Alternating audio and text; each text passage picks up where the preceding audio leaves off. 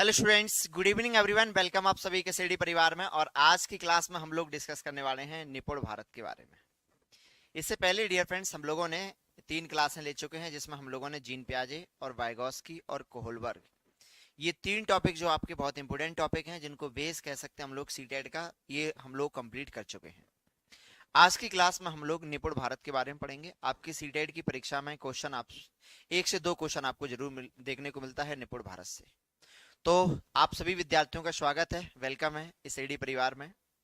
हाँ, ज्योति शुक्ला जी स्वागत है, वीरेंद्र प्रजापति, जितने भी इस एडी परिवार से जुड़े हैं सभी विद्यार्थी एक बार सेशन को शेयर कर दीजिएगा ताकि ज्यादा से ज्यादा लोग जुड़ सकें। एवरीवन, जितने भी लोग जुड़े हैं, आज का हमारा जो टॉपिक है वो है निपुण भारत। दोनों चीजें होती हैं, आपको पता है मेरी क्लास में क्वेश्चन भी होते हैं और थ्योरी भी होती है। सबसे पहले हम लोग थ्योरी को डिस्कस करने वाले हैं, तो सभी लोग जल्दी से, जितने भी लोग जुड़ गए हैं, एक बार सेशन को शेयर कर दीजिएगा ताकि और भी लोग जुड़ सकें। और हम लोग शुरुआत कर रहे हैं आज का हमारा जो सेशन है, ठीक है। आज का जो सेशन है वो क्या है हमारा, निपुण भारत। निपुण भारत में सबसे पहले हम जानते हैं निपुण भारत की शुरुआत कहां से हुई है और हमारी जो न्यू एजुकेशन पॉलिसी है उसका क्या रोल है इसके पीछे, यानी जो नई राष्ट्रीय शिक्षा नीति आई है 2020, ठीक है। और एपेलन कार्यक्रम क्या है, ये आज की क्लास में हम लोग डिस्कस करने वाले हैं। तो आइएगा भाई, स्वागत है सभी का एक इस एडी परिवार में। सभी लोग जल्दी जुड़ जाइएगा, जितने भी लोग हैं एक बार सेशन को शेयर कर दो भाई एवरीवन। आपको पता है कि हमारी क्लास जो है वो रात 9 बजे होती है रोज। तैयार हो जाओ सभी लोग। और दिसंबर में आप लोगों की परीक्षा होने वाली है, तो अभी से आप लोग अपनी तैयारी में लग जाएगा। फाइनल है। भारती थॉमस जी वेलकम है, पुनीता, ज्योति, वीरेंद्र, छोटू गुप्ता, महादेव, छोटू, जितने भी लोग जुड़े हैं स्वागत है। राकेश यादव जी वेलकम एवरीवन, सभी स्टूडेंट्स का। और शुरू कर रहे हैं आज का हम सेशन। चलो आ जाओ भाई। देखिएगा, आज हम लोग पढ़ने वाले हैं निपुण भारत। निपुण भारत की सबसे आसान क्वेश्चन आपके एग्जाम में बन सकता है कि निपुण भारत की फुल फॉर्म क्या होती है, यानी आपसे निपुण की फुल फॉर्म आपसे पूछी जा सकती है कि निपुण भारत की फुल फॉर्म क्या है। निपुण भारत की जो फुल फॉर्म है, निपुण भारत की जो फुल फॉर्म होती है वो है हमारी कौन सी, नेशनल, एक मिनट रुक जाइए जी, चलिए जी। निपुण भारत आप स्क्रीन पे देख रहे हैं और निपुण भारत की शुरुआत जो हुई है वो हुई है कब से, 5 जुलाई 2021 से निपुण भारत की शुरुआत हुई है। और निपुण भारत की फुल फॉर्म है national initiative for proficiency in reading with understanding and numeracy. निपुण भारत की फुल फॉर्म क्या है, national initiative for proficiency in reading with understanding and numeracy. Clear है। चलिए चलो तो आगे बढ़ते हैं नेक्स्ट पॉइंट पर। हिंदी में अगर आपसे क्वेश्चन पूछा जाए, तो हिंदी में अगर पूछा जाए कि हिंदी में इसकी फुल फॉर्म क्या है, तो हिंदी में होती है आधारभूत साक्षरता और गणना में कुशलता के लिए राष्ट्रीय पहल। हम इसी के अंदर पढ़ेंगे FLN पढ़ेंगे। इसी के अंदर हम फाउंडेशन लिटरेसी एंड न्यूमरेसी हम इसी के अंदर पढ़ने वाले हैं। क्या पढ़ने वाले हैं, इसी के अंदर हम लोग पढ़ने वाले हैं FLN। FLN जो कार्यक्रम है, foundation and literacy and numeracy, ये जो कार्यक्रम नई शिक्षा नीति के द्वारा चलाया गया है, तो हम इसी के अंदर पढ़ने वाले हैं। तो पहला तो पॉइंट आपका यही है, कई बार आपके एग्जाम में केवल फुल फॉर्म ही पूछ ली जाती है, ठीक है। हाँ, बहुत सारे स्टूडेंट्स सोच रहे हैं कि यहाँ पर जो है वो इन रीडिंग कहाँ से आ गया है, तो इन रीडिंग जो है यानी निपुण भारत के अंदर रीडिंग भी जो है वो क्या है, शामिल की गई है, ठीक है। चलिए आइएगा, तो निपुण भारत को लॉन्च किसने किया था, तो निपुण भारत को लॉन्च किया है किसने, जो हमारी न्यू एजुकेशन पॉलिसी है, यानी जो राष्ट्रीय शिक्षा नीति 2020 आई है, राष्ट्रीय शिक्षा नीति 2020 ने निपुण भारत को लॉन्च किया है। इससे पहले नई शिक्षा नीति ने एपेलन पर जोर दिया था, फाउंडेशन लिटरेसी एंड न्यूमरेसी। नई शिक्षा नीति ने जोर दिया था कि हम बुनियादी स्तर पर बच्चों को पढ़ना और लिखना हम लोग सिखा देंगे, ये नई शिक्षा नीति ने जोर दिया था। इसके बाद में फिर आ गया कौन, निपुण भारत आ गया। अब निपुण भारत के अंतर्गत जो है वो बुनियादी साक्षरता और संख्यात्मकता ज्ञान जो है वो शामिल हो चुका है। तो अगर आपसे पूछे कि निपुण भारत की शुरुआत किसने की है, तो हम आंसर कर सकते हैं कि निपुण भारत की जो शुरुआत है वो किसने की है, ठीक है, नई शिक्षा नीति ने की है जी। आगे बढ़ते हैं नेक्स्ट पॉइंट पर। यहां पर ये दिया है कि निपुण भारत की शुरुआत कब हुई है, तो निपुण भारत की जो शुरुआत है वो 5 जुलाई 2021 से शुरुआत की गई है। इसका लक्ष्य क्या है, इसका लक्ष्य है 2026-27 तक। क्या लक्ष्य है इसका, 2026-27 तक इसका लक्ष्य ये है। ठीक है, ये टारगेट आपसे पूछा जाएगा कि निपुण भारत का जो लक्ष्य सेट किया गया है वो लक्ष्य कितना सेट किया गया है, 2026-27 तक सेट किया गया है। इसके बाद में आता है कि ये कौन से उम्र के बच्चों के लिए है, ये भी बहुत इंपॉर्टेंट पॉइंट है कि निपुण भारत जो है वो कौन से उम्र के बच्चों के लिए है, तो वो है डियर फ्रेंड्स 3 से 9 वर्ष तक के बच्चों के लिए। किसके लिए आया है, ठीक है, 3 से 9 वर्ष तक के बच्चों के लिए कार्यक्रम है। किसके लिए है, 3 से 9 वर्ष तक के बच्चों के लिए क्या है, ये कार्यक्रम है जी। इसके बाद में अगर आपसे पूछे कि इस निपुण भारत पर नियंत्रण रखने का काम किसका है, तो ये है नोडल एजेंसी का। और वैसे इसे कौन कौन सी संस्थाएं इसको चला रही हैं, कहने का मतलब है, तो एक पहली कौन सी हमारी स्कूली शिक्षा एवं साक्षरता विभाग और शिक्षा मंत्रालय, इसके द्वारा ठीक है क्या किया जा रहा है, इसको चलाया जा रहा है। और इस पर कंट्रोल रखने का काम किसका है, कंट्रोल रखने का काम है नोडल एजेंसी का। ठीक है, ये क्वेश्चन सीटेड में आ चुका है, यानी इस पर कंट्रोल कौन रखता है, तो इस पर कंट्रोल रखती है नोडल एजेंसी। कौन रखती है, नोडल एजेंसी। आइएगा, निपुण भारत कितने चरणों में लागू होगा, निपुण भारत जो है वो 5 चरणों में लागू होगा। ठीक है, 5 स्तर पर इसको क्रियान्वयन करने का प्लान है। ठीक है, किया जा रहा है इसको। सबसे पहला है नेशनल लेवल पर, पहला कौन सा है, नेशनल लेवल पर यानी राष्ट्रीय लेवल पर। दूसरा है हमारा स्टेट लेवल पर, दूसरा कौन सा हमारा स्टेट लेवल पर है, यानी पहला नेशनल है, दूसरा स्टेट लेवल है। ठीक है, तीसरा है डिस्ट्रिक्ट लेवल पर, और चौथा है ब्लॉक लेवल पर, और पांचवा लेवल है वो कौन सा, स्कूल लेवल पर। ठीक है, अगर आपसे लेवल पूछा जाए तो लेवल क्या है जी, छोटू गुप्ता जी 3 से 8 नहीं 3 से 9 वर्ष है। ठीक है, 3 से 8 नई शिक्षा नीति ने सेट किया था, अगर आप उसके अकॉर्डिंग आंसर कर रहे हैं तो आप सही हैं। यानी कि 3 से 8 वर्ष जो है वो नई शिक्षा नीति ने एपीएलएन कार्यक्रम को सेट किया था। किसने, एपीएलएन कार्यक्रम को, नई शिक्षा नीति ने। लेकिन अगर आपसे निपुण भारत का पूछा जाए तो निपुण भारत का आता है कि निपुण भारत का असर 3 से 9 वर्ष है। कितनी है, 3 से 9 वर्ष है। तो कितने चरणों में लागू होगा, ये 5 चरणों में लागू होगा। कौन कौन से 5 चरण है, पहला है नेशनल, दूसरा स्टेट, तीसरा है डिस्ट्रिक्ट, चौथा है ब्लॉक और पांचवा स्कूल लेवल। अब आइएगा इसके अंतर्गत क्या क्या ठीक है लक्ष्य रखे गए हैं, क्या क्या है, तो सबसे पहला है कि समग्र विकास पर जोर देना है। किस पर जोर देना है, समग्र विकास पर जोर देना है, पहला पॉइंट है। ठीक है, होलिस्टिक डेवलपमेंट की बात की गई है, किसकी बात की गई है, होलिस्टिक डेवलपमेंट की, समग्र विकास की बात की गई है। दूसरा है कि सभी जो ठीक है हितधारक हैं उनकी भागीदारी होगी, कहने का मतलब है कि पेरेंट्स, उन सभी पेरेंट्स को क्या किया जाएगा, इंक्लूड किया जाएगा। ठीक है, यानी माता पिता या जो बच्चों की देख रेख करता है उन सभी को क्या किया जाएगा, शामिल किया जाएगा। क्योंकि बच्चे के विकास में माता पिता या जो वो बच्चों के जो केयर टेकर हैं, ठीक है, जो उनकी देखरेख करता है, उनका बहुत बड़ा रोल होता है कहीं ना कहीं। तो इसलिए अब बच्चों के विकास में ठीक है या उसकी बच्चों के विकास की जो योजना बनेंगी उन सभी में क्या होगा, उनको भी अब शामिल किया जाएगा। तो यहाँ भी हमें विशेष रूप से ध्यान रखना है कि सभी जो ठीक है हितधारक हैं उन सभी की भागीदारी होना बहुत जरूरी है। ठीक है, इसमें जोर दिया गया है ठीक है ध्वन्यात्मक जागरूकता पर, कि बच्चे क्या कर सकें, बच्चे ध्वन्यात्मक जागरूकता मतलब यहाँ पर फोनोलॉजिकल अवेयरनेस पर जोर दिया गया है। किस पर, फोनोलॉजिकल अवेयरनेस पर जोर दिया गया। इसमें नेक्स्ट है ध्वनि भेदभाव। ठीक है, यानी कि साउंड डिस्क्रिमिनेशन हम कहेंगे कि बच्चे क्या कर सके। ठीक है, एक तो पहला है कि बच्चे ध्वनि में क्या कर सके, उसको फोनोलॉजिकल अवेयरनेस उसको आना चाहिए। दूसरा उसको साउंड डिस्क्रिमिनेशन उसको आना चाहिए बच्चे को। और नेक्स्ट है योग्यता आधारित शिक्षा। योग्यता आधारित शिक्षा का मतलब यह है कि बच्चे के अंदर जो योग्यता है उस योग्यता को हमें क्या करना है, विकास करना है, उसी योग्यता पर हमें और जोर देना है। यानी कहने का मतलब है कि हमें बच्चों को मास्टर बनाना है, और बच्चे मास्टर सभी बन पाएंगे जब हम योग्यता के आधार पर शिक्षा देंगे। यानी बच्चे जिसमें योग्यता रखते हैं उसी के आधार पर जब हम शिक्षा देंगे तो बच्चे क्या कर पाएंगे, ठीक है, बच्चे जो हैं वो मास्टर ओरिएंटेड की तरफ चले पाएंगे। खिलौने बनाना और कहानी सुनाना और दृष्टि बोध हमें यहाँ पर कराना है बच्चों को। तो ये एक आपको मेजर पॉइंट मैंने आपको बताए हैं कि ये लक्ष्य हमें बच्चों को पूरा कराने हैं। यानी 3 से 9 वर्ष तक के बच्चे का जो लक्ष्य रखा गया है, यानी कक्षा 3 तक, ये भी याद रखिएगा, अगर पूछा जाए कहां तक तो कक्षा 3 तक बच्चे का ये टारगेट है।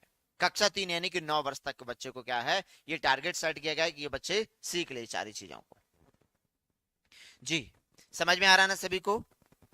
हाँ, बिल्कुल सही भी बता रहे हैं मोहम्मद आसिफ जी, कृष्णा सरोज, गौरव, छोटू गुप्ता। इसके बाद आते हैं हम लोग नेक्स्ट पॉइंट पर, और अगला पॉइंट ये रहा हमारा आपके सामने। चलिए इनको भी छोड़ देते हैं, ये आपके लिए इंपोर्टेंट नहीं है।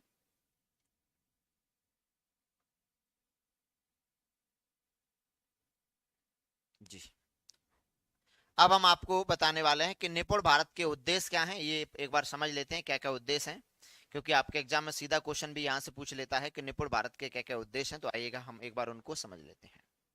निपुण भारत के उद्देश्य, सबसे पहला बात करते हैं, सबसे पहला है खेल, खोज और गतिविधियां आधारित शिक्षा शास्त्र। यानी बच्चों को अब जो शिक्षा दी जाएगी वो रटाना नहीं है, बच्चों को रटाना नहीं है। बच्चों को हम बच्चों को कैसे शिक्षा देंगे, यानी खेल, खोज और गतिविधियों के आधार पर बच्चों को क्या किया जाएगा, शिक्षा प्रदान की जाएगी। ठीक है, तो ये क्या है, निपुण भारत का उद्देश्य है। दूसरा है कि बच्चों को प्रेरित, स्वतंत्र समझ के आधार पर पढ़ने लिखने में, ठीक है, संलग्न करना। ठीक है, बच्चे क्या कर सकें, यानी कि स्वतंत्रता के साथ, ठीक है, समझ पर हमें जोर देना है, रटाना नहीं है बच्चों को। रोट लर्निंग पर जोर नहीं देना है, अब रटने पर जोर नहीं देना है। और ठीक है, ये लक्ष्य रखा गया है निपुण भारत में कि बच्चे पढ़ना लिखना, ठीक है, सीख जाए। बच्चे पढ़ना लिखना, ठीक है, पढ़ना लिखना, संख्याओं का ज्ञान बच्चों को क्या हो जाना चाहिए। तो ये बेसिक चीजें हैं, इन पर जोर दिया गया है। आगे कह रहा है कि लिखने और पढ़ने के स्थायी कौशल, ठीक है, कौशलों को बनाना, इस पर जोर दिया गया है। नेक्स्ट है बच्चों को संख्या, माप, आकार के क्षेत्र में तर्क के साथ, ठीक है, यानी कि बच्चों को संख्या का ज्ञान, मापन कर सके, आकार की बच्चे की समझ होना चाहिए, और समझने और उन्हें गणना और समस्या के समाधान की, ठीक है, क्या करें, स्वतंत्रता बनाना है। यानी बच्चे समझ, संख्याओं को समझ सके, उनकी गणना कर सके, और समस्या के समाधान क्या कर सके, इस पर जोर दिया गया है। इसके बाद आता है हमारा नेक्स्ट पॉइंट है हमारा डियर फ्रेंड्स, कौन सा, चौथा, कि बच्चों को क्या करना है, यानी परिचित घर, जो बच्चों की जो परिचित है घर की मातृभाषाओं के शिक्षण में सामग्री क्या कराना है, उपलब्ध कराना है। यानी कहने का मतलब यह है कि हमें जो जोर देना है, ठीक है, वो बच्चों की परिचित भाषा पर ही हमें जोर देना है। किस पर जोर देना है, बच्चों की परिचित भाषा पर ही हमें जोर देना है। पांचवा पॉइंट है कि शिक्षकों, अध्यापकों और, ठीक है, जो शिक्षा प्रशासकों का क्षमता का निर्माण यहाँ पर करना है। ठीक है, यानी कि टीचर की, अध्यापक की, और जो प्रशासनिक क्षमता है उसका निर्माण भी हमें करना है। और नेक्स्ट है, ठीक है, आजीवन सीखने की एक मजबूत नींव बच्चों के अंदर बनानी है, ताकि वो लाइफ टाइम क्या कर सकें, सीख सकें। इसके बाद में हमारा 7 पॉइंट है, कह रहा है पोर्टफोलियो, समूह और मिलजुल कर किए गए कार्य की परियोजना, प्रश्नोत्तरी, रोल प्ले, खेल, मौखिक प्रस्तुतिकरण, छोटे टेस्ट इत्यादि के माध्यम से सिखाना बच्चों को। और लास्ट पॉइंट हमारा 8वां, कि सभी विद्यार्थियों में सीखने के स्तर की, ठीक है, ट्रैकिंग सुनिश्चित करना है। ट्रैकिंग का मतलब है कि बच्चे कितना सीख रहे हैं उसको ट्रैक करते हुए चलना है। ठीक है, क्योंकि ये बहुत जरूरी है कि बच्चे कितने लर्निंग कर रहे हैं। ठीक है, तो ये बहुत जरूरी है कि बच्चों की लर्निंग को ट्रैक करते हुए चलना है। ठीक है, जैसे आप कितना सीख रहे हैं नेहा जी, छोटू जी, ठीक है, तो आपकी लर्निंग का क्या होना चाहिए, आपकी लर्निंग को ट्रैक होना चाहिए कि आप कहां तक अधिगम कर रहे हैं। पहले इतना थे, अब इतना हुए, अब इतना हुए, तो आपकी लर्निंग क्या करना है, ट्रैक करते हुए चलना है। इसके बाद आते हैं हम लोग नेक्स्ट पॉइंट पर, और ये है तुम्हारे लिए सबसे इंपोर्टेंट। आपके एग्जाम में जो क्वेश्चन आएंगे वो यहीं से क्वेश्चन पूछे जाएंगे। आपके एग्जाम में जो क्वेश्चन पूछे जाते हैं वो इसी टेबल से क्वेश्चन पूछे जाएंगे। जी हाँ, चलिए आइएगा, आज बहुत लेट हो गए, नेहा, रितु, गौरव, आपके एग्जाम में जो क्वेश्चन आएंगे वो इसी से आएंगे। तो चलिए सबसे शुरुआत करते हैं हम यहाँ से बाल्य वाटिका से। बाल्य वाटिका में बच्चों की एज कितनी होती है, बाल्य वाटिका में बच्चों की जो एज होती है वो होती है कितनी, 5 से 6 वर्ष होती है। और लक्ष्य रखा गया है कि बाल्य वाटिका में बच्चे जो है वो कम से कम 10 अंकों तक क्या करे, 10 अंकों की समझ उसके पास होनी चाहिए। ठीक है, कम से कम 10 अंक। और वर्ड यहाँ पर थोड़ा गलत हो गया, ये यहाँ पर गलत हो गया, यहाँ पर संख्या आनी चाहिए थी, एक्चुअली यहाँ पर संख्या आनी चाहिए थी, मैंने ध्यान नहीं दिया इस पर, यहाँ पर संख्या आनी चाहिए थी। और यहाँ पर डियर फ्रेंड्स, यहाँ पर शब्द आने चाहिए थे, साक्षरता आनी चाहिए। चलिए इस चीज को देखिएगा, अगर आपसे पूछे कि बाल्य वाटिका में बच्चे की एज क्या रहेगी, 5 से 6 वर्ष का रहेगा, बच्चे को कितने शब्दों का ज्ञान हो जाना चाहिए, ठीक है, बच्चे को कितने शब्दों का ज्ञान हो जाना चाहिए?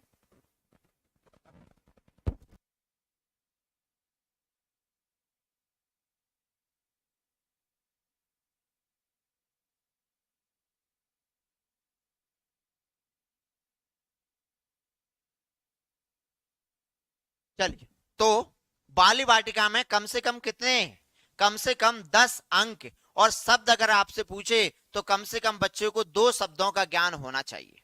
ये टारगेट सेट किया गया है कि बाली वाटिका में बच्चे के पास इतना तो होना चाहिए, यानी कम से कम 10 अंक, ठीक है, और 10 तक अंक उसको आने चाहिए। और यहां पर शब्द पूछे तो 2 शब्द, शब्द पूछे तो कितना है, 2 शब्द होने चाहिए। इसके बाद में आता है ग्रेड 1।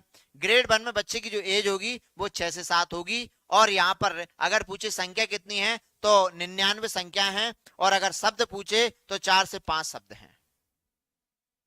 क्या है, 4 से 5 शब्द हैं। इसके बाद में आता है ग्रेड 2। ग्रेड 2 में आता है 7 से 8, ठीक है, यानी बच्चे की आयु क्या होगी, बच्चे की आयु होगी 7 से 8 वर्ष, और संख्याएं कितनी होंगी, 999 संख्या होंगी, और कितने शब्दों का ज्ञान हो जाना चाहिए तो आता है किसमें, यानी कक्षा 2 में। कक्षा 2 में बच्चे के पास, ठीक है, 45 से 60 शब्दों का ज्ञान जो है बच्चे के पास हो जाना चाहिए। कितना हो जाना चाहिए, 45 से 60 शब्दों का ज्ञान जो है बच्चे को हो जाना चाहिए। इसके बाद में आता है कक्षा 3। कक्षा 3 में बच्चे की जो आयु रहेगी वो 8 से 9 वर्ष रहेगी, और संख्या कितनी रहेंगी, ठीक है, 9,900, ठीक है, 9,999, ठीक है, यानी 9,999 संख्या रहेंगी, और कम से कम 60 शब्दों का ज्ञान हो जाना चाहिए बच्चे को। कितने शब्दों का ज्ञान हो जाना चाहिए, कम से कम 60 शब्दों का ज्ञान बच्चे को हो जाना चाहिए।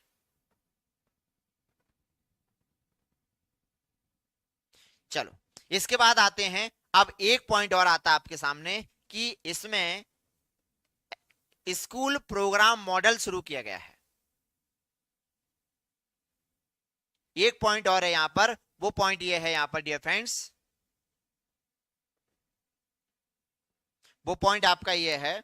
चलिए ये मैं आपको बता दूं, हालांकि मैंने आपको शॉर्ट में समझा दिया है, फिर भी मैं आपको एक बार और बता देता हूं आपको, ठीक है। ये जो मैंने अभी आपको शॉर्ट में बताया था ना, ये पॉइंट जो अभी मैंने आपको शॉर्ट में समझाया था, ठीक है, ये इसी का विस्तार रूप है, ये इसी का विस्तार रूप है। जैसे मैं यहाँ पर बता देता हूं, देखिए बाल वाटिका आप देखेंगे यहाँ पर, ये कह रहा है बाल वाटिका में अक्षरों और संगत ध्वनियों की पहचान लेते हैं, और कम से कम 2 अक्षर वाले सरल शब्दों को पढ़ लेते हैं, ये है, ठीक है। यानी बच्चे क्या करेंगे, अक्षर और संगत ध्वनियों को पहचान लेते हैं बाल वाटिका में, यानी ठीक है, जो समान ध्वनि के हैं उनको वो पहचान लेते हैं।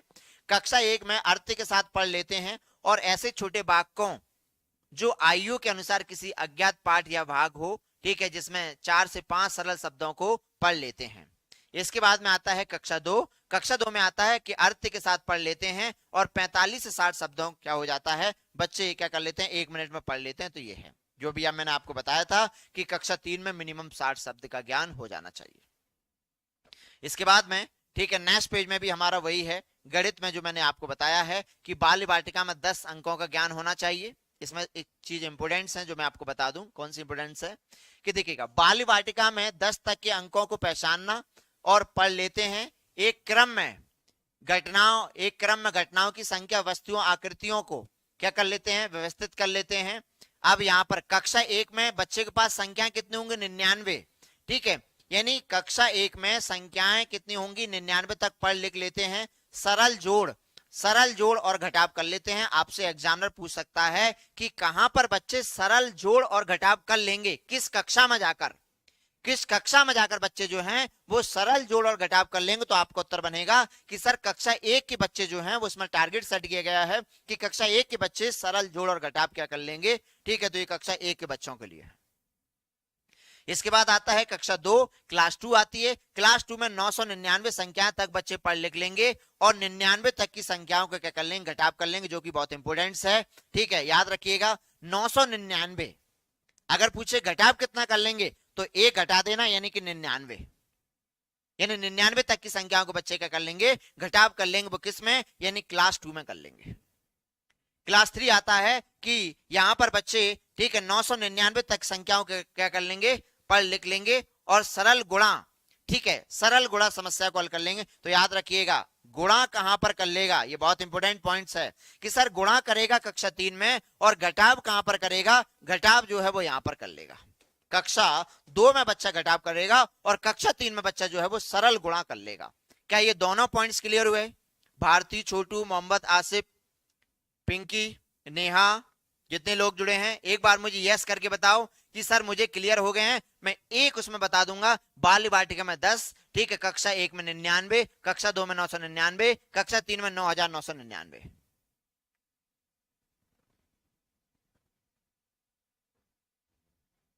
ठीक है, चलिए इसके बाद आते हैं हम लोग अगले पॉइंट पर जो आपके लिए बहुत इंपॉर्टेंट है।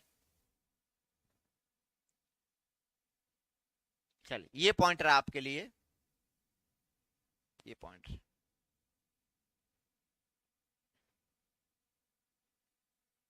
जी, ये रहा तुम्हारे लिए इंपॉर्टेंट जो आपके एग्जाम में क्वेश्चन इससे बनता है।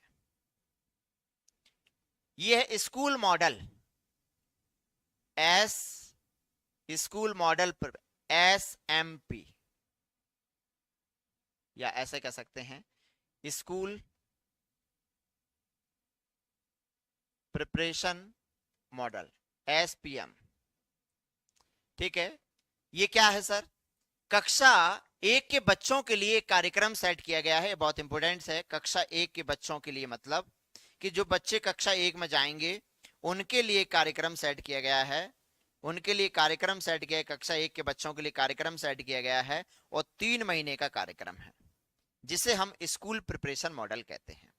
जैसे उदाहरण के लिए मैं आपको बताऊं कि देखो बच्चा बाल्य वाटिका से, बाल्य वाटिका के बाद में कौन सी कक्षा आएगी? बाल्य वाटिका के बाद में आती है कक्षा 1। कौन सी कक्षा आएगी? कक्षा 1 आएगी। इसके बाद में कक्षा 2 आएगी, कक्षा 3 आएगी, कक्षा 4 आएगी, कक्षा 5 आएंगी। आएंगी कि नहीं आएंगी? बोलो आएंगी? जी सर आएंगी। ठीक है, अच्छा बाल्य वाटिका कौन सी शिक्षा में आती है? बाल्य वाटिका एक प्रकार की इनफॉर्मल एजुकेशन है। बाल्य वाटिका कौन सी है? ठीक है, कौन सी है? ये प्री एजुकेशन है। क्या है ये? प्री स्कूल की शिक्षा है, प्री स्कूल शिक्षा है ये, यानी स्कूल से पहले की शिक्षा कौन सी होती है? बाल्य वाटिका की शिक्षा। यहाँ तो बच्चे का कोई पढ़ने का कोई तौर तरीका नहीं होगा, कोई ढंग नहीं होगा। आंगनबाड़ियों में बच्चे पढ़ रहे हैं तो बताइएगा कोई ड्रेस सेंस होता है उनका? कोई ड्रेस होता है क्या? कोई यूनिफॉर्म होती है? नहीं। ठीक है, बैठने का कोई तरीका होता है कि नहीं? इनफॉर्मल तरीके से बैठते हैं कि नहीं बैठते हैं? बोलो हाँ सर। लेकिन जब बच्चा बाल्य वाटिका से के बाद सीधा कहाँ आएगा? कक्षा 1 में आएगा। अब एक बात मुझे बताओ, कक्षा 1 तो स्कूली शिक्षा होती है। कौन सी शिक्षा है कि सर ये तो स्कूली शिक्षा है, और ये कहने का मतलब ये तो सर औपचारिक शिक्षा होगी। क्या होगी? औपचारिक शिक्षा होगी। तो बच्चा बाल्य वाटिका से कहां जाएगा? बाल्य वाटिका से कक्षा 1 में जाएगा। तो कहने का मतलब है कि यहां तो वो इनफॉर्मल था और यहां वो फॉर्मल होगा। तो फॉर्मल होगा तो दोनों को इस यहां से यहां लाने के लिए एक 3 महीने का कार्यक्रम है, एक 3 माह का कार्यक्रम है जो क्या करेगा? ये 3 माह का जो कार्यक्रम है वो बच्चे को तैयार करेगा यहां, ताकि क्यों? क्योंकि बेटा जब तुम कक्षा 1 में जाओ तो वहां कैसे बैठना है, कौन कौन सी स्किल आपके पास होनी चाहिए, ठीक है, वो उसको सिखाए जाएंगे। उसके लिए 3 महीने का क्या है? कार्यक्रम है। ठीक है, समझ में आया? स्कूल प्रिपरेशन मॉडल एक्चुअली है क्या? छोटू समझ में आएगा? दीपेश कि सर स्कूल प्रिपरेशन मॉडल क्या है कि जब बच्चे बाल्य वाटिका से, मान लो बाल्य वाटिका नहीं आंगनबाड़ी लिख देता हूं, कि आंगनबाड़ी से कहां आएगा? कक्षा 1 में आएगा। तो उसके लिए एक 3 महीने का बीच में क्या है? एक बॉन्ड, एक दोनों को क्या करेगा? जोड़ने का कार्यक्रम है। क्योंकि जब बच्चा यहाँ आएगा तो यहाँ की शिक्षा औपचारिक शिक्षा होगी, और औपचारिक शिक्षा लेने के लिए उसके पास, बच्चे के पास कुछ स्किल उसके पास होने चाहिए। ठीक है जी, बाल्य वाटिका मतलब बाल्य वाटिका में यह है कि बच्चे की आंगनबाड़ी भी हो सकती है और अलग से बच्चों को पढ़ाने के लिए बाल्य वाटिका भी बन सकती है। ठीक है, तो आंगनबाड़ी भी उसी के अंतर्गत आती है। ठीक है, और भी शिक्षा के और केंद्र हो सकते हैं, बाल्य वाटिका हो गई, और भी हो सकते हैं। ठीक है, तो ये सब इसी में आएंगे। तो कहने का मतलब है कि सर ये कौन सी है? सब हमारी आंगनबाड़ी है। एक समझने के लिए आपको बता रहा हूं मैं। हाँ पिंकी जी क्लियर हुआ यहां पर? बताओ। तो ये समझ में आपको कि नेशनल एजुकेशन पॉलिसी के अंतर्गत एक 3 माह का स्कूल, ठीक है, प्रिपरेशन मॉडल रखा गया है जिसके माध्यम से बच्चे प्री स्कूल शिक्षा प्राप्त कर पाएंगे। ठीक है, एवं स्कूल जाने के लिए अपने आप को तैयार कर पाएंगे। यानी कहने का मतलब यह है कि स्कूल जाने के लिए अपने आप को क्या करेंगे, वो तैयार कर पाएंगे, इसलिए प्रिपरेशन मॉडल आया है। अगर पूछे कि कौन सी कक्षा के लिए है तो तुम्हारा उत्तर बनेगा कक्षा 1 के लिए है। आपसे यह पूछेगा कि ये स्कूल प्रिपरेशन मॉडल कौन सी कक्षा के लिए है, तो स्कूल प्रिपरेशन मॉडल जो है वो इसके लिए। अब इसके अंदर देखो ज्यादा डिटेल जाने की आवश्यकता नहीं है क्योंकि इससे हमारे सीटेट में क्वेश्चन आता नहीं है। हालांकि मैंने ये पीडीएफ में ये सारी चीजें मैंने शामिल की थी, ठीक है, लेकिन इसके क्वेश्चन आपको देखने को नहीं मिलते हैं, ठीक है, ज्यादा अंदर से क्वेश्चन नहीं मिलते, केवल इतना पूछा जाता है। जैसे मैंने यहाँ पर इसको लिया भी था कि देखो एक्चुअली बच्चे को स्कूल प्रिपरेशन मॉडल में क्या क्या चीजें होंगी। ये रहा स्कूल प्रिपरेशन मॉडल, ठीक है, ये जो 3 महीने का कार्यक्रम है, ठीक है, तो ये है हमारा कौन सा है, यानी 3 मंथ प्ले बेस्ड लर्निंग होगी, ठीक है, और किसके लिए होगी, फॉर ऑल ग्रेड स्टूडेंट्स के लिए होगी, बाल्य वाटिका में, ठीक है, ये बाल्य वाटिका में ट्रेनिंग दी जाएगी। और कौन सी कक्षा के लिए, कक्षा 1 के लिए दी जाएगी। देखो ग्रेड 1 लिखा है, ग्रेड 1 के लिए दी जाएगी। समझ में आया जी? हाँ, कोई डाउट्स यहाँ पर? बच्चे देखिए क्या क्या करेंगे यहाँ पर बच्चे जो हैं, ठीक है, वो अपने ये कह रहा है कि एक्टिविटी एंड, ठीक है, वर्क जो अराउंडिंग है उसके आसपास की जो साउंड सीखेगा, वर्ड सीखेगा, अल्फाबेट सीखेगा, कलर, शेप्स, नंबर, ये सब बच्चे को यहाँ पर सिखाया जाएगा। क्योंकि कक्षा 1 में जा रहा है तो बच्चे को वो उसके पास बेसिक चीजें तो उसके पास होना चाहिए।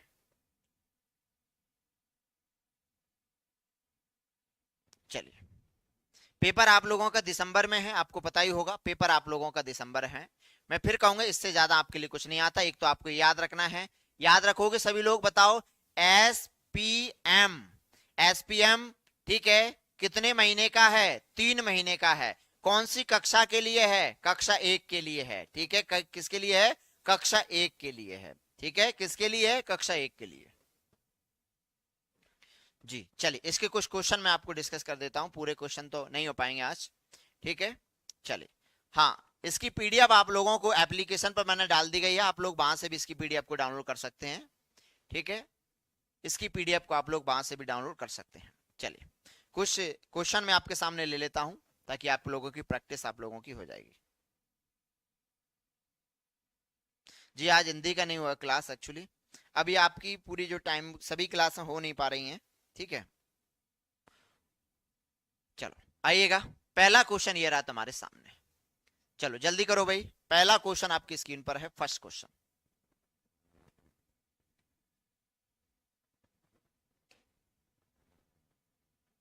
जी पहला क्वेश्चन है, बाल्य वाटिका के संबंध में निम्नलिखित में से कौन सा कथन सत्य है, बताइएगा। बाल्य वाटिका के बारे में पूछ रहा है, कौन सा स्टेटमेंट जो है वो सही है, जल्दी करो। पहला ऑप्शन है कि बाल्य वाटिका में, ठीक है, बच्चे के पास, ठीक है, कितने 10 तक संख्याओं का ज्ञान हो जाता है, 20 तक हो जाता है, 50 तक हो जाता है, 60 तक हो जाता है। तो क्या बताया था कि बाल्य वाटिका में बच्चे के पास 10 तक संख्याओं का ज्ञान हो जाता है। तो ऑप्शन बनेगा हमारा A4 आगरा। क्या बनेगा भैया, A4 आगरा बनेगा। इसके बाद आते हैं हम लोग नेक्स्ट पॉइंट पर, और अगला पॉइंट हमारा ये है, नेक्स्ट पॉइंट ये है कि प्रति मिनट 45 से 60 शब्द पढ़ने की क्षमता, ठीक है, यानी कि 1 मिनट में वो 45 से 60 शब्द पढ़ने की क्षमता कक्षा 1 में है, कक्षा 2 में है, या बाल्य वाटिका में है, या ग्रेड 3 में है, यानी कि कक्षा 3 में है। बताओ जल्दी से बताइएगा किसमें है डियर फ्रेंड्स। तो आपको पता है कि 2 शब्द तो किसमें है, बाल्य वाटिका में है, ठीक है, 4 से 5 शब्द कक्षा 1 में है, और 45 से 60 शब्द किसमें है, कक्षा 2 में है, और कम से कम 60 शब्द, ठीक है, कितने हैं, कक्षा 3 में है। तो उत्तर क्या बनेगा, उत्तर बनेगा सर यहां पर हमारा, यानी कक्षा 2 उत्तर बनेगा, यानी कि हमारा बी ऑप्शन बनेगा।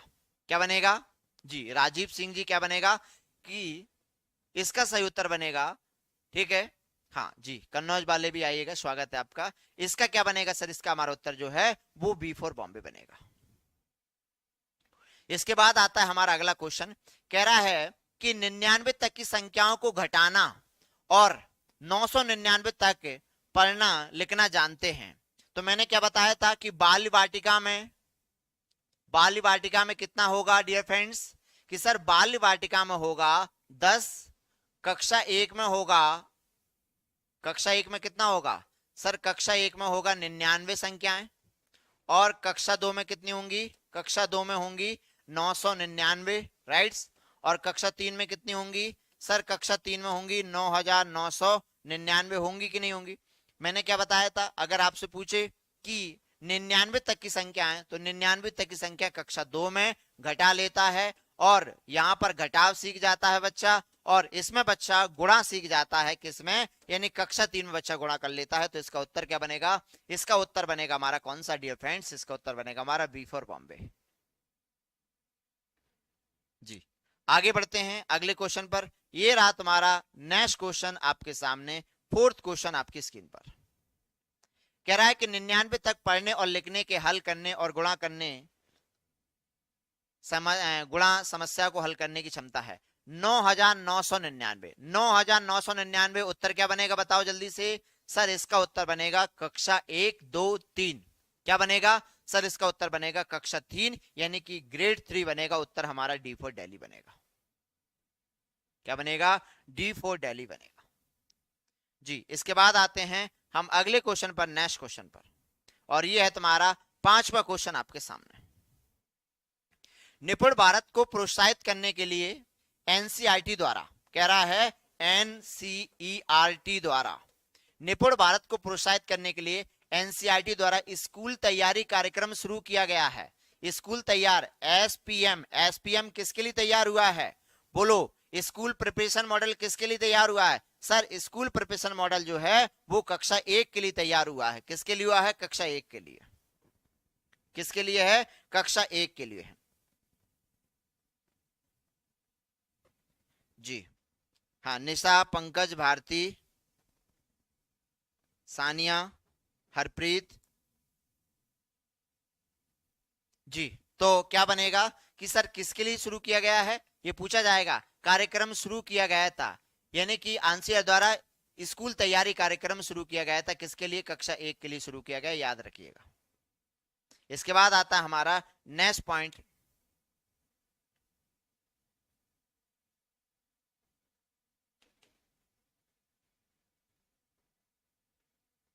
और ये है आपका अगला पॉइंट। ये है तुम्हारा 6 क्वेश्चन आपके सामने।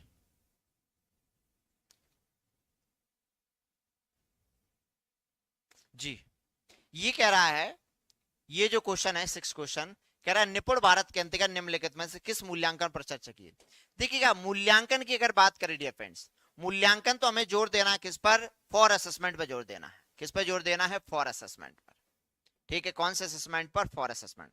देखो, असेसमेंट वैसे दो प्रकार के हैं। एक होता है हमारा सीखने के लिए आकलन, एक होता है सीखने के लिए आकलन। एक होता है हमारा सीखने के लिए आकलन और दूसरा होता है सीखने का आकलन। सीखने का आकलन।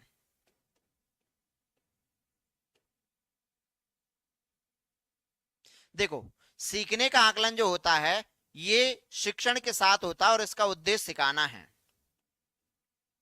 शिक्षण के साथ होता है और इसका उद्देश्य सिखाना होता है। ठीक है, सिखाना या सुधार करना हम कह सकते हैं कि सर इसका उद्देश्य सुधार करना है। इसका उद्देश्य जो है ये समाप्ति पर होता है। समाप्ति पर होता है, समाप्ति पर। इसका उद्देश्य सिखाना नहीं है, इसका उद्देश्य है जांच करना। जांच करना कितना है? जांच करना। समझ में आ गया? ठीक है, क्या आ गया? जांच करना आ गया। तो हमें जोर इस पर नहीं देना है, हमें जोर देना है सीखने के लिए, यानी हमें लर्निंग फॉर असेसमेंट की तरफ चलना है। किसकी तरफ? लर्निंग फॉर असेसमेंट की तरफ चलना है। इसके बाद आते हैं हम लोग नेक्स्ट पॉइंट पर।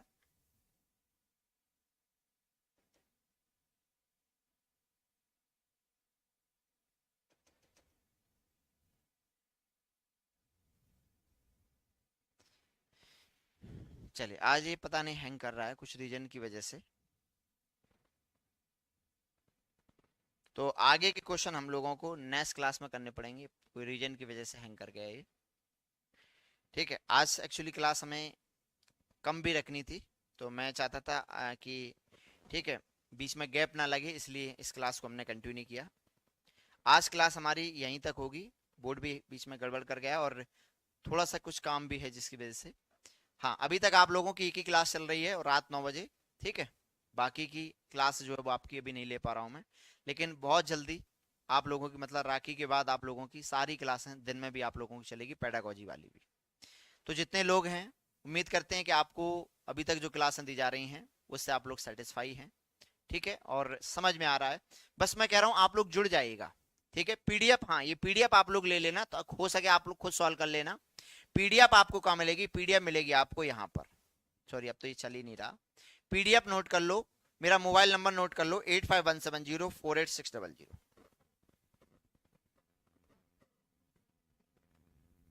जी, मैं अपना मोबाइल नंबर आपको इसमें मेंशन कर देता हूँ, ये उस पर मैसेज कर देना, तो मैं आपको पीडीएफ में आपको सेंड कर दूंगा, जिसमें थ्योरी भी है, साथ में क्वेश्चन भी है, ठीक है। मोबाइल नंबर नोट कर लीजिएगा, 8517048600, ठीक है। पीडीएफ मैंने हाल अपने टेलीग्राम चैनल पर भी डाल दी है, और आप लोगों को व्हाट्सएप भी कर देंगे, ताकि आप लोग उस पर भी लोग अच्छे से आप लोग कर सकें। जी, मैं अपना मेंशन कर देता हूँ नंबर, 8517048600, ये व्हाट्सएप नंबर है जी। तो मिलेंगे हम नेक्स्ट क्लास में, सभी को मिल गया होगा। चलिए, तो आज की क्लास को भाई यहीं स्टॉप करते हैं। लक्ष्मी जी, दीपेश, गजराज जी, चलो, हाँ, चलिए।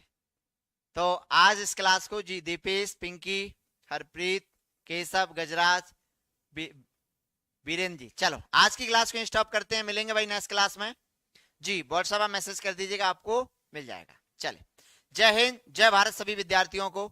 नेहा जी, सभी विद्यार्थियों को गुड नाइट एवरीवन। मिलेंगे नेक्स्ट क्लास में।